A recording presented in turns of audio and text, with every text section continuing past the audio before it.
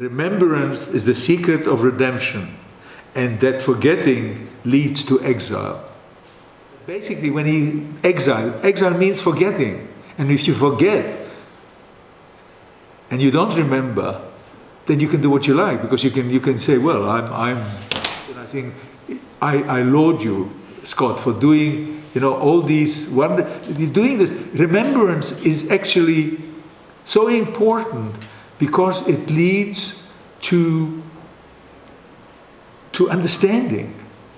And once you start understanding what life is all about, the good and the bad, you have choices and you can actually see. And that is why I always tell the good and the bad.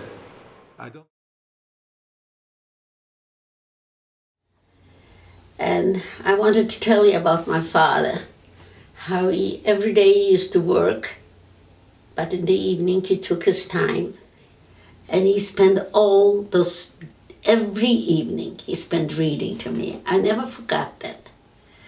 And I'll tell you about my mother. Right at the beginning of the war, in the winter of 1939 and 40, the Germans brought a whole bunch of Jewish people from small towns. They just took them out of their homes, whatever they could carry, and brought them and put them on the market in the city of Lublin.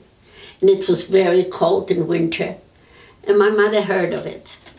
So she picked herself up. She says, as small a place as we have to help. She went down to the market and took a family, a father, a mother, and a little girl, and brought them home. And they stayed with us as long as we were allowed to stay in those premises. I tell people I was wounded in Holland. A Dutch girl broke my heart. Mr. Churchill. And Mr. Churchill was the head of all British forces. And that's him there.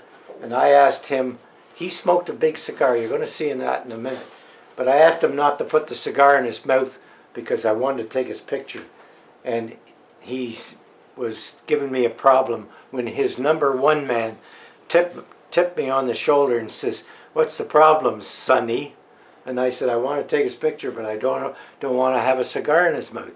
He took this picture of him lighting the cigar, talking to 2 of our officers. For me, I think oral history is very important as it provides us with a first-hand account on history, which is an experience that's very difficult to have in a classroom. That was me 3 years ago, a grade 9 history student getting ready to follow in my sister's footsteps. My oldest sister, Sam, was in Mr. Masters' class when the oral history project was really establishing itself. She was the beginning of what Mr. Masters would call his decade of Wassermans, and my sister Cassie was there when the oral history project was achieving national recognition. And now that I'm getting ready to graduate, I'm glad to say that I've made my mark too. Everyday people living their lives are part of history.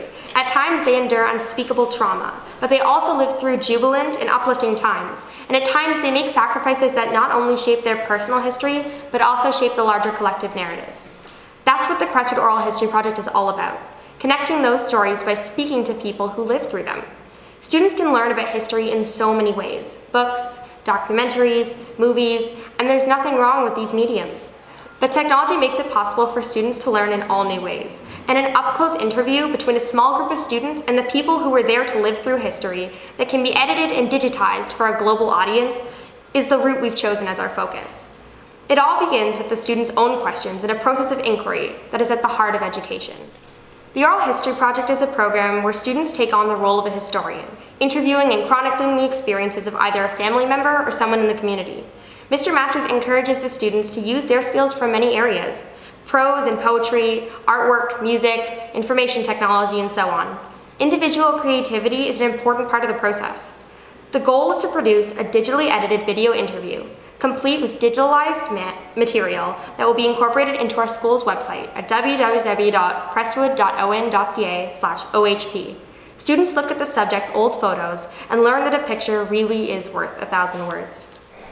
21st century students live in a world that's dominated by technology, so having us use these skills in history demonstrates the integrative nature of education at Crestwood. The interview is just part of the process, much of which is based on online research. Researching this period of history forces students to develop their internet literacy. Studying the wartime period also lets students learn about the potential for abuse of technology, as we are inevitably exposed to the dark side of the online world, sometimes without knowing it. This project helps us to develop this discretion. So how do we do this? We visited Baycrest and Sunnybrook hospitals many times and reached out to local legions, cultural centers, and visited people in their homes. Community outreach and service has been a big part of the Oral History Project. And students of different grade levels often work together too, so there's a built-in mentorship component as well. It's a means of connecting the community and a great intergenerational conversation. Mr. Masters grew up talking to his grandparents, and he has worked their life stories into his lessons. He, along with Mr. Hawkins, focus on the World War II Holocaust era as it is a universal event for the generations who lived through it. And it's important for my generation to speak to these people while the opportunity is still present. As a truly universal experience for all involved, the war is a good reference point where students can learn one event can produce different perspectives. The Crestwood Oral History Project, now at over 300 archived interviews, has evolved into something substantial from a simple idea. And there are so many unintended consequences. For many senior citizens, it has taken on a therapeutic character, allowing them to share and connect. For example, Len Rubenstein and Esther Bem spoke at Crestwood when the program first began, with the former participating right up to his 92nd birthday. Both have since passed away, and while we miss them, we're happy that their lessons can endure on the school's webpage. Both of their families have reached out from around the world to express their gratitude for the program. Transcendent moments of optimism have come our way from people who went through terrifying ordeals, demonstrating the sheer will of the human spirit.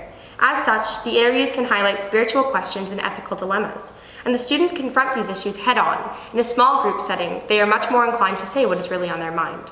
And it has ended up being a great first-hand exposure to gerontology. Many students have not really dealt with people in their 90s. And in dealing with people who went through an ordeal, every theme imaginable, family, resistance, trauma, recovery, and identity, comes into play. And this lets students see the emotional connection. It contributes to the learning that goes beyond academic and intellectual, and which can be cathartic and empathetic for all involved.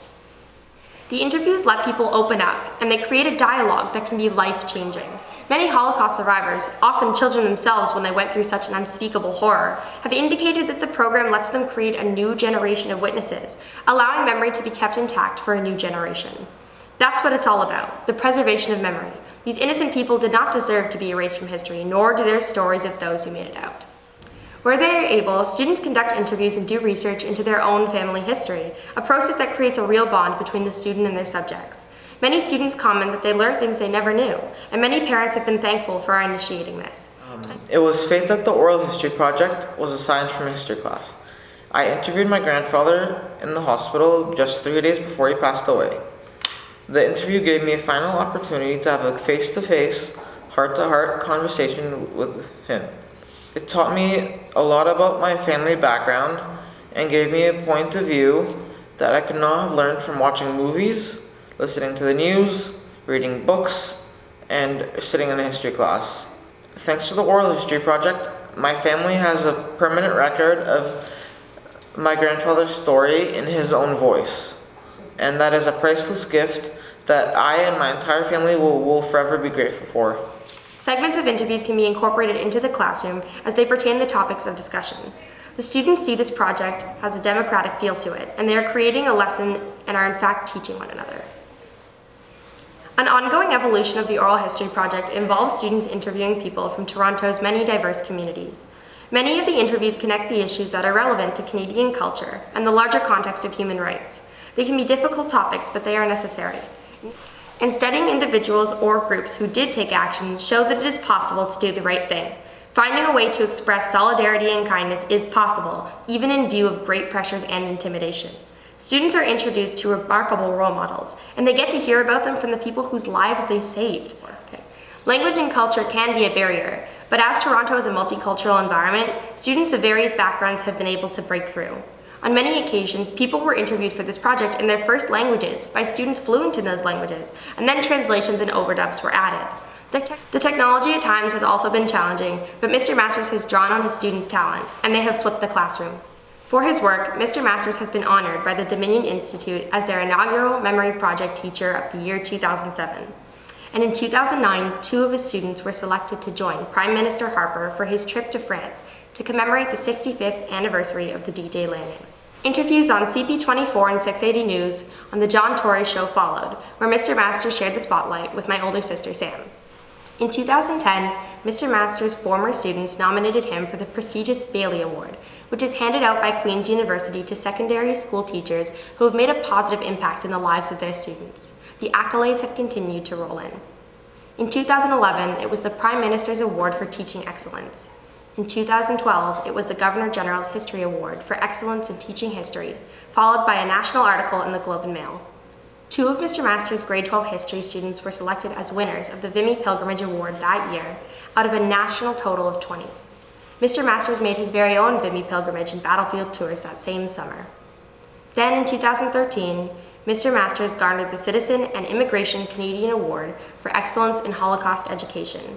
That honor led to his being appointed to a diplomatic delegation to visit Germany in 2014, studying Jewish life in Germany 70 years after the Holocaust. In April 2015, the Crestwood Oral History Project was again highlighted as a feature article in the Toronto Star and in the national magazine, Canada's History. So the recognition has been there. But does it work? As students graduate, they often do exit interviews, where they recall the moments that struck them and the lessons they took away. Most are very specific, so it is evident that this project is working if it works for them. It's striking how different all your stories have been. It takes a lot of courage to speak about what you have experienced, and for that, I think of all of you as heroes. These videos and your stories will last for a very long time and will be shared with numerous generations to come. What happened during that fateful period will never be forgotten. Each time I hear you all speak, it always evokes a sadness in me, which makes me wonder how people can amount to such horrors. I have been a part of the Oral History Project for 3 years now, and I can truly say that it has been one of the most beneficial things I have done while I've been at Crestwood.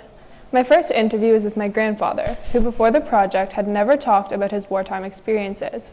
His interview allowed me to learn about my own family's history and internalize the story for everyone else in my family as well. I wanted to continue participating in this project because I then understood the value of these interviews for both the interviewer and the interview subject. Through these interviews, I've heard stories of some of the darkest periods in our history, but through them, I've also heard stories of heroism, bravery, and righteousness. Most importantly, I have learned the importance of applying these themes in the present day and as we move into the future. The Crestwood Oral History Project is proud to feature your story and do what we can to highlight the experiences of the wartime generation. Many people in the Crestwood community ask how they can get involved and help us with their work. Many parents have found interview subjects for us or have helped transport students to local hospitals, while other parents and interview subjects have made small financial donations. We are lucky to be doing this at a time when such online work is inexpensive, but please note that we do have expenses such as equipment, webpage maintenance, and transportation costs. While it is not required, we are happy to receive donations. Again, this is not required, but it would help us to continue our work. Thank you for your attention, and now it's time for your story.